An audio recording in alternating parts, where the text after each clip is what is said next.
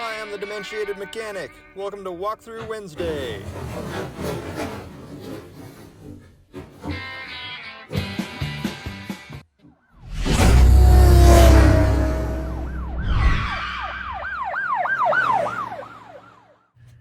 We're all set up, coffee ready to go, and we have a couple of donor rotors here we're going to turn, but let's go over a couple of things first. All right, down on the front side here, we got a switch for doing rotors or drums, and that engages either this gear, which pulls the arbor parallel, or the other one, which runs perpendicular to the arbor for doing standard rotors. This is the speed. So when you do a first cut on a rotor, you might want to do a faster speed on it and see how many more thousandths of an inch you have to take off. And when you're doing a final cut, you bring the speed down to get a nice smooth surface. And somebody dropped these rotors off with the instructions to discard at 25 millimeters.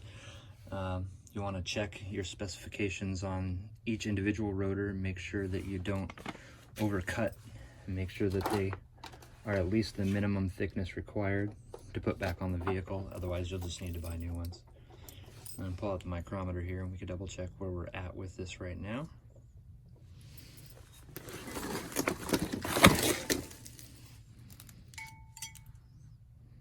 And this one's currently at about 28 millimeters, so there's plenty of surface there to take off.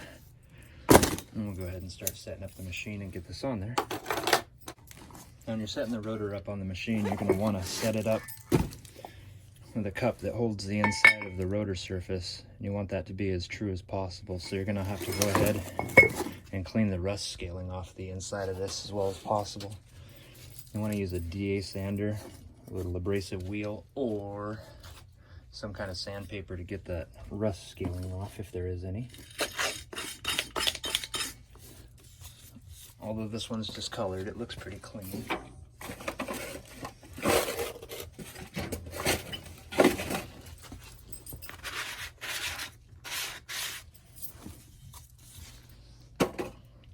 And then you're going to want to find an arbor cup that's going to fit in there.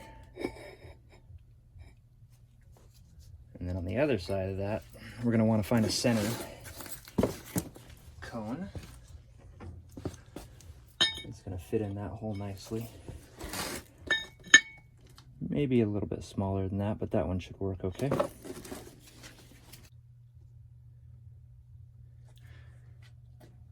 Before we start, we want to check the arbor on this machine and make sure that it's not wobbling. Let's go ahead and kick that off for a second. Make sure there's no excessive end play up or down here. That seems all right, so we're going to shut that off.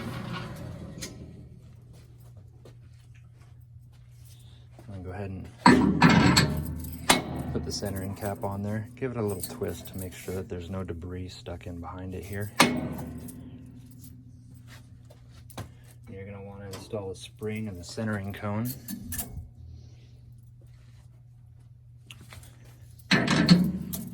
And that's going to do is that's going to center the rotor this way on there, and that's going to push in, and the surface of the rotor is going to be flat against these edges here.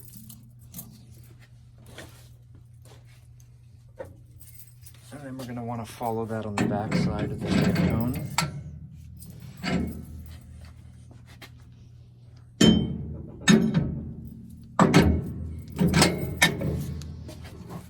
Push that in and hold that up against the other cone.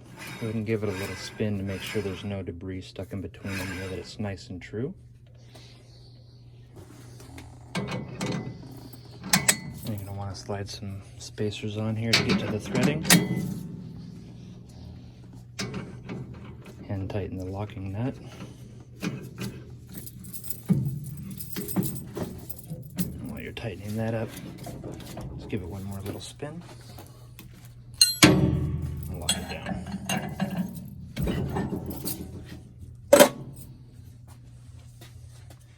Alright, before we even start adjusting this machine, I'm going to take a look at the carbide tips here. These are overlooked a lot. Usually they get pretty hammered on. I'm just going to take these out and see what kind of condition these are in.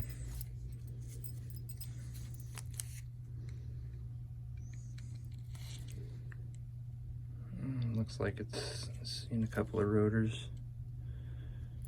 It's not uncommon to find somebody gouged it in there too fast and chipped the edge of it off. We were on 2, I'm gonna move over to 3.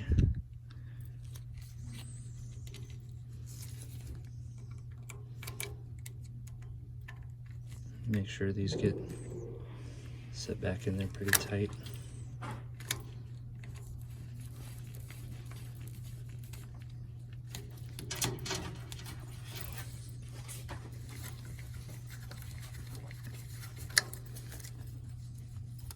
Alright, now you're going to want to unlock the drum side of this.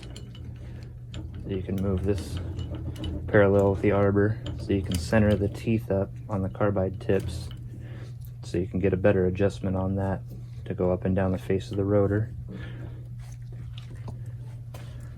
Bring it over here and show you what that looks like.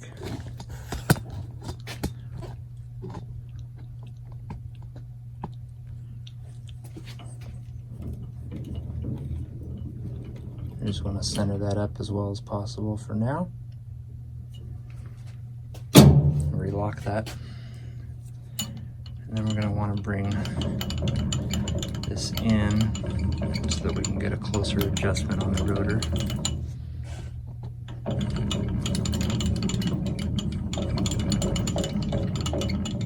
That one's going to hit, so let's adjust this out.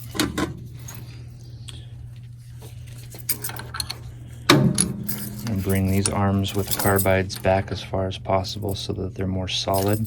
They don't bounce around when we're cutting the rotor.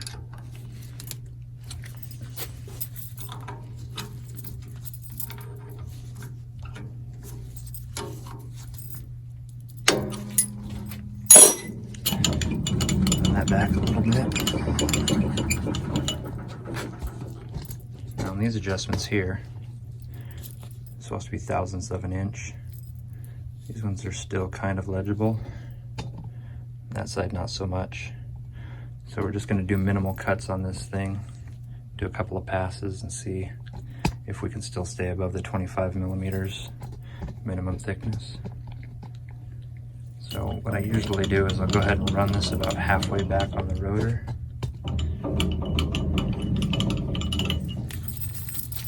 Start bringing that in pretty close, both sides. Turn the machine on. You're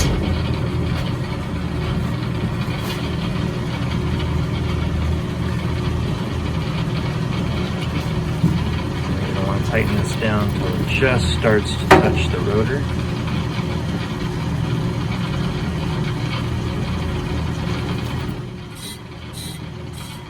Same with the other side.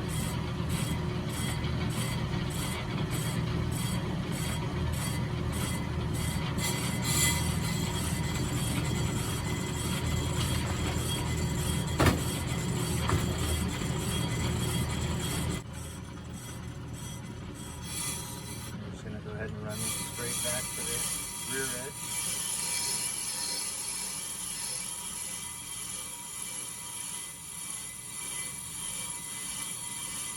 Right up to the rust line. And go in about a 32nd of an inch to clear the rust line. Make sure we've also gone back far enough on this side. It looks like we need to go back a little bit further. There.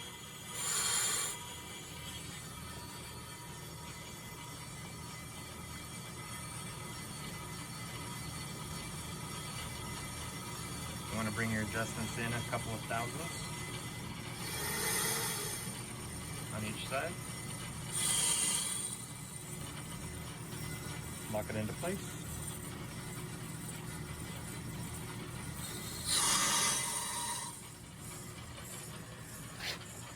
Check the speed. We'll go with 50%. Engage.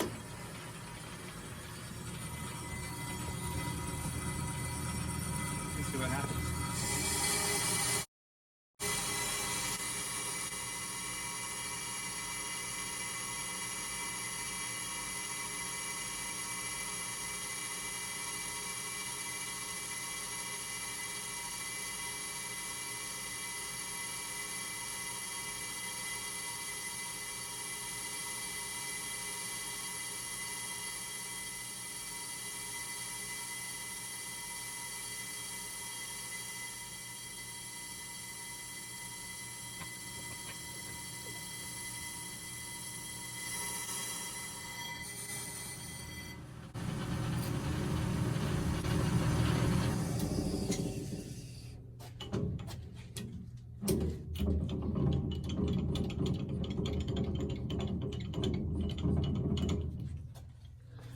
All right, as we can see here, it still needs to get turned again. It's got some low spots here and here. Usually you'll find an entire section of black metal here that didn't get hit by the machine, and that's what's usually causing brake pulse. This one seems to have been fairly straight in the first place, just had a couple of low spots. So we'll go ahead and run it again and get those out. By the feel of it, it's a couple 3/1000ths more. We'll just cut this in a little bit more and do another pass.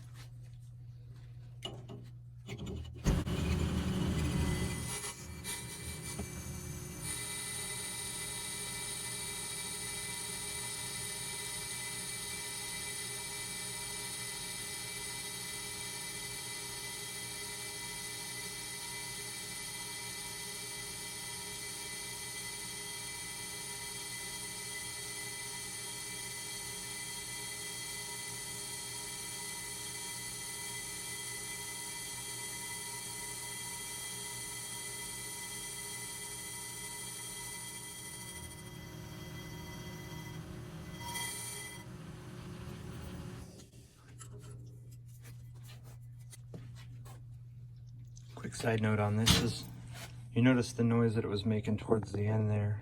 It started howling. So I want you to see here, there's no abnormal grooves in here or waves. There's no waves in here.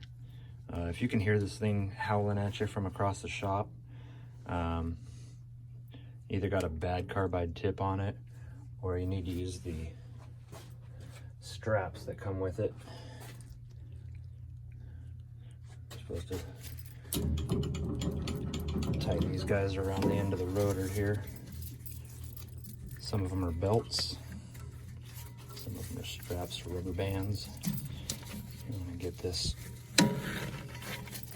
on there, and that'll help with the toning, and that'll also get rid of the waves that may be getting cut into there, because if there's a visual wave in here, that'll actually transfer through the brake pads, and that'll make the braking loud.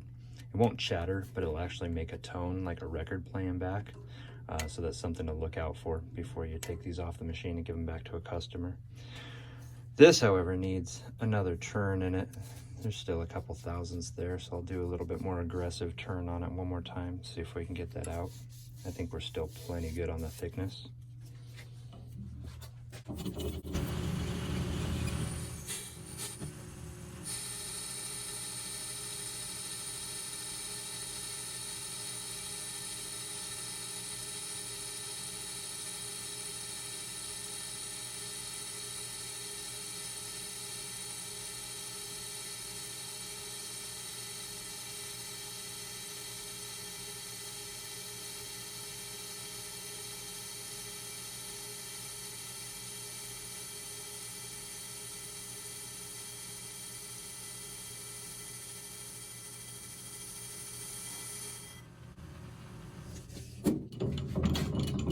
All right, looks like we got a nice clean pass on that one. Let's check the thickness and see where we're at.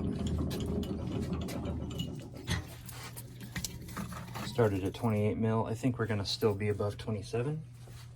Let's get this set up over here and zero it out.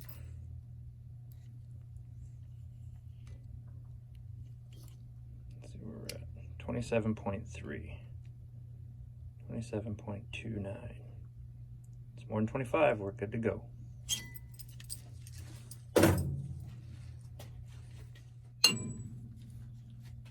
Alright, as I mentioned before, when you start the machine up, you want to check the arbor and make sure it's straight. Most of the damage comes from this point in the procedure. Some people carelessly drop the rotor on the end of the arbor here. What you want to do is make sure you support the weight of the rotor as you take it off, so you don't drop it on the arbor right there. And as always, remember to clean up after yourself, because your mother doesn't work here. Leave a comment in the bottom or subscribe, and I'll make some more videos. Thank you.